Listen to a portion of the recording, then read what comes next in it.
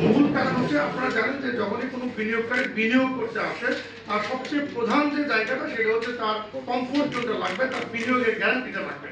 তো এখানে আমাদের আগের আইনে চমৎকারভাবে এই আইএ ইমপ্লিমেন্টেশন এগ্রিমেন্ট বিনিয়োগ এই জায়গাগুলোতে কে গ্যারান্টি দেবে, এই জন্য বিনিয়োগকারীদের এখানে আগ্রহ একটু কমতি হচ্ছে। এই জায়গাতে আমরা স্টেবল পলিসি চাই এবং আমরা বিশেষ করে যারা বিনিয়োগ করেছেন বিদেশি বিনিয়োগকারীরা তাদের আস্থা ফিরিয়ে আনার জন্য এগুলোকে আমরা পুনর্বিবেচনার জন্য আমরা দাবি জানাই। একটু অ্যাম্বিশিয়াস পলিসি, কোনো সন্দেহ নাই, বাট এটুকু বিশ্বাস করি যে আসলে সরকারের জন্য আমাদের দেশের প্রয়োজন। আসলে আপনারা খুব ভালো করে ক্লিয়ার বুঝতে পারছেন যে নবায়নযোগ্য জ্বালানিতে আমরা কেন যাব। আমাদের আসলে এই মুহূর্তে দেওয়ালের পিঠ থেকে যাওয়ার মতো অবস্থা। নবায়নযোগ্য জ্বালানি ছাড়া কোনো বিকল্প নাই এদেশের মানুষের জন্য, কারণ আমাদের প্রাইমারি ফুয়েল কোনোটাই আমাদের নিজেদের না। ইভেন গ্যাস যেভাবে গ্যাস থেকে একটা বড় অংশ আমরা পাই সেটা কিন্তু উত্তোলন প্রতি বছর কমছে। এই জন্য নবায়নযোগ্য জ্বালানি একমাত্র সমাধান। সেই জায়গাতে অ্যাম্বিশিয়াস পলিসি হলেও যদি সরকার যদি এই বিষয়গুলো আমরা যেভাবে তুলে ধরেছি বিএসআরই এর পক্ষ থেকে, আমাদের পুরো টিমটা এক্সপার্ট টিম এবং মেজরিটি ইজ ইঞ্জিনিয়ার্স, আমাদের এই জায়গাতে যদি আমাদের সাথে একটু কোঅর্ডিনেশন করে আমরা চেষ্টা করি সবসময় সহযোগিতা করতে, তাহলে এই জায়গাতে এই অ্যাম্বিশিয়াস পলিসিও আপনার বাস্তবায়ন করা আমরা মনে করি সম্ভব। জানেন রেডিয়েশন তো একটা মানে ইয়ারলি ক্যালকুলেশন হয়, তো আমরা মনে করি না যে আসলে এই আপনি জানেন জার্মানি কিন্তু আরো বেশি বা ইউরোপে কিন্তু আরো বেশি, ওরা 2.2 2.6 কিন্তু ওরা, আমরা কিন্তু অ্যারাউন্ড গড়ে কিন্তু 4.5 আওয়ার কিন্তু রেডিয়েশন পাই। যার কারণে এটা আসলে একটা ইম্প্যাক্ট তো নর্থ ওয়েস্ট হতেই পারে, বাট সেটা খুবই নমিনাল, ভেরি মার্জিনাল। এটা খুব আমাদের দেশের জন্য খুব বেশি সমস্যার জন্য না, বরঞ্চ এটা প্রোডাকশনের জন্য আমাদের জন্য আসলে অনেক, আমরা বাংলাদেশের সোলার বিদ্যুৎ উৎপাদনে খুব ভালো পজিশনে আছি গ্লোবালি।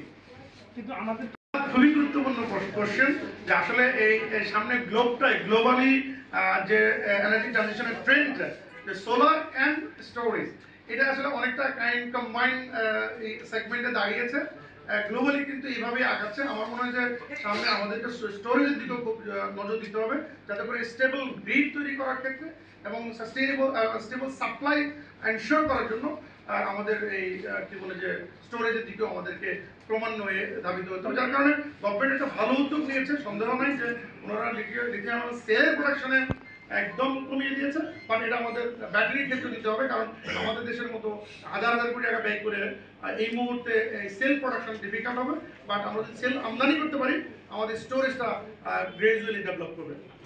ইম্পর্টেন্ট আমি বলি আপনাকে যে আপনার কিন্তু স্টোরেজ এবং সোলার প্যানেল সহ বিদ্যুৎ উৎপাদনের কোনো প্রয়োজন বা সিস্টেমও নাই, টেকনোলজির দরকার নেই, কারণ আপনার এনার্জি সিস্টেমটা কিরকম যে ডিমান্ডের সাথে কিন্তু যে আপনি কোথায় কোন ধরনের ডিমান্ড কিভাবে আপনি সেখানে ব্যবস্থা নেবেন সেটা টেকনোলজিক্যাল ইস্যুস, কিন্তু অর্থাৎ স্টোরেজের জায়গা থাকবে, আপনার হচ্ছে প্রোডাকশনের জায়গা থাকবে, এটা কমপ্লিটলি সেপারেট। কিন্তু যে রিনিউয়েবল এনার্জির একটা সেপারেট ডিভিশন গ্রুপ বাংলাদেশে, যার মাধ্যমে ইভেন আমাদের নিয়ার বাই কান্ট্রিগুলিতেও আছে। সো এটা কিন্তু আমাদের একেবারে সময়ের দাবি। তো আবার আমি শেষ করব, আপনি বলছি যে ইনভার্টারের ক্ষেত্রে একটা বিশাল 35% এরকম ট্যাক্স দিয়েছে, এখন এটা গভর্নমেন্ট কিন্তু নতুন গভর্নমেন্ট কমিয়ে দিয়েছে। সো এটার ইম্প্যাক্ট কিন্তু ওভারঅলি কি আমরা যদি বলি যে আমার টোটালের ক্ষেত্রে একটা 20%-এর মতো ইনভার্টারের একটা বড় কস্ট আছে, তো ওখানে কিন্তু আমার অল এন্ড এভারেজ এগুলি যখন ইম্প্যাক্ট হয়ে যাবে, আমাদের বিশ্বাস এটা যদিও ক্যালকুলেশনের ব্যাপার, হার্ডলি 10-15% ডেফিনেটলি কমে যাবে। আরেকটা জিনিস আমি যেটা মানে একটু অ্যাড করতে চাই আমাদের সভাপতি মহোদয়ের সাথে, যেটা আপনারা বলতেছিলেন যে মানে স্টোরেজ সিস্টেম কিন্তু যেখানে খুবই প্রয়োজন সেখানে স্টোরেজ সিস্টেম অবশ্যই দরকার। মানে আমি বলছি যে কাস্টমারের নিড অনুযায়ী, যেমন আমি ব্যাকআপ সিস্টেম কত ঘন্টা ইউজ করতে চাই, নর্মালি আমি 2 ঘন্টা 4 ঘন্টা আপ টু মি, যে আমি যদি রেশনিং করে চালাই তাহলে আমার এক ধরনের স্টোরেজ সিস্টেম, আমি যদি রেশনিং না করে চালাই তাহলে দেখা যাবে স্টোরেজ সিস্টেমটা আমার মানে একেবারেই বেশি হয়ে যাবে। সো ইট ডিপেন্ডস, এটা কাস্টমারের মাইন্ডসেটের উপর ডিপেন্ড। আরেকটা প্রশ্ন, খুব সুন্দর প্রশ্ন, দেখেন আমরা যদি এখন এই সৌর বিদ্যুতের যে মানে আমাদের ইলেকট্রিসিটির যে সাবসিডি আর সৌর বিদ্যুতের যে সাবসিডি ছাড়া আমি যদি কম্পেয়ার করি, তাহলে আমার কাছে মনে হবে এখনো প্রায় কাছাকাছি। কিন্তু যদি ইলেকট্রিসিটি নর্মালি যদি সাবসিডি উঠাই দিই, তাহলে কিন্তু আমার সোলার চিপ ডেফিনেটলি হয়ে যাবে। সো ওই জিনিসগুলো আমরা যখন কম্পেয়ার করি তখন লাইক টু লাইক কম্পেয়ার করি, আর যখন কম্পেয়ার করি তখন কিন্তু পিকচারটা বেরিয়ে আসে।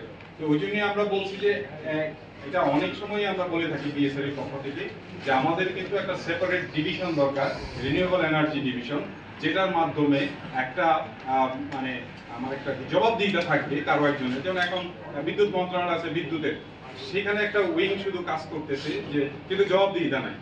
সো জবাবদিহিমূলক কালচারের মধ্যে আমাদেরকে আসতে হবে, তাহলে রিনিউয়েবল এনার্জি বাংলাদেশে অনেক বেশি ডেভেলপ করবে। এবং যে প্রশ্নগুলি একেবারে ভ্যালিড কোশ্চেনগুলি এসেছে, কেন আমাদের মানে উন্নত বিশ্বে কেন তারা এত এফিসিয়েন্ট লেভেলে কাজ করতেছে, আমরা কেন এখনো 4th জেনারেশনে রয়ে গেছি, এই জিনিসগুলি কিন্তু একেবারে মানে অটোমেটিক্যালি মিটিগেট হয়ে যেতে বাধ্য। সেটা তথ্য অনুযায়ী আমরা এখন 1600 মেগাওয়াটের মতো পাচ্ছি, অ্যারাউন্ড 4 to 5% হচ্ছে। তার মধ্যে হচ্ছে আমাদের গ্রিড কানেক্টেড যেটাকে আমরা বলি, সেখানে অ্যারাউন্ড 800 মেগাওয়াটের মতো। তো জাস্ট বাকিটা হচ্ছে আমাদের রুফটপ সোলার থেকে আসে বা অন্য সোর্সগুলো থেকে আসে। 16 টোটাল নবায়নযোগ্য জ্বালানি 1600 মেগাওয়াটের। এরা পার্সেন্টেজ হিসেবে কত পার্সেন্ট? আমরা বলছি যে অ্যারাউন্ড 5%। সরকার যে পলিসিটা